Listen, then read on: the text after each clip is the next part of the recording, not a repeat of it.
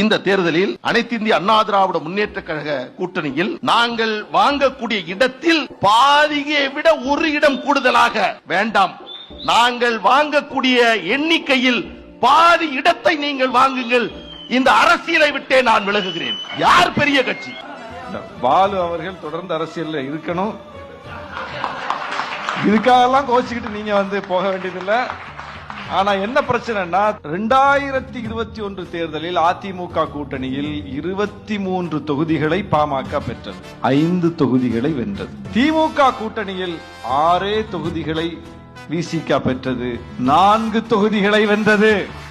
2024 தேர்தலில் பாஜக கூட்டணியில் 10 தொகுதிகளை பாமக பெற்றது, திமுக கூட்டணியில் 2 தொகுதிகளை விசிக பெற்றது. பாமக 10 தொகுதிகளும் தோல்வி அடைந்தது. விசிக வாங்கிய 2லும் வெற்றி பெற்றது. யார் சார் பெரிய கட்சி? சரி, அவங்க 23ல போட்டியிட்டு 5ல ஜெயிச்சாங்க, 5 எம்எல்ஏக்கள். நாங்க 6ல போட்டியிட்டு 4 ஜெயிச்சோம், 4 எம்எல்ஏக்கள். 4 எம்எல்ஏக்களும் அதே ஒத்த கருத்துடன் எங்கள் தலைவரின் கரத்தை பற்றி நிற்கிறோம். நீங்க 5 எத்தனை பேர் அடிக்கிறீங்க சொல்லுங்க? அந்த பக்கம் 3 பேர், இந்த பக்கம் 2 பேர். சட்டமன்றத்துல பார்க்கவே நமக்கே வருத்தமா இருக்கு, வேதனையா இருக்கு. எங்களுக்கு இந்த அதிக இடம், சீட்டு இதையெல்லாம் வச்சு எந்த காலத்தில் எங்க தலைவர் முடிவே எடுக்க மாட்டார். நீங்க ரொம்ப அண்டர் எஸ்டிமேட் பண்ணிட்டீங்க விசிகவை.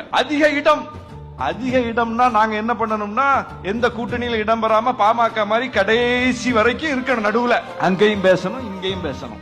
நீங்க அப்படிதானே பேசுறீங்க. கூட்டணி எப்ப உறுதிப்படுத்தினீங்க? போன வாரம் உறுதிப்படுத்திருக்கீங்க. நாங்க 10 வருஷமா ஒரே கூட்டணியில இருக்கோம். அதிக இடம் வாங்குவது அப்படின்னா நாங்க உங்களை மாதிரி முடிவு எடுப்போமே? மையமா உட்கார்ந்துகிட்டு எல்லா பக்கமும் பேசுவோமே? பிஜேபி டைம் பேசு, ஏடிஎம்கே டைம் பேசு, முடிஞ்ச திமுக டைம் பேசு, எங்க நமக்கு பேரம் படியுதோ அங்க முடிவெடு. இந்த அரசியல் செய்யறதுக்கு ஒரு திறமை வேணுமா? இந்த அரசியல் தான் அரசியல்னா எங்க தலைவர் உங்களை விட சிறப்பா செஞ்சு உங்களை விட அதிகமான இடத்தை வாங்குவார்.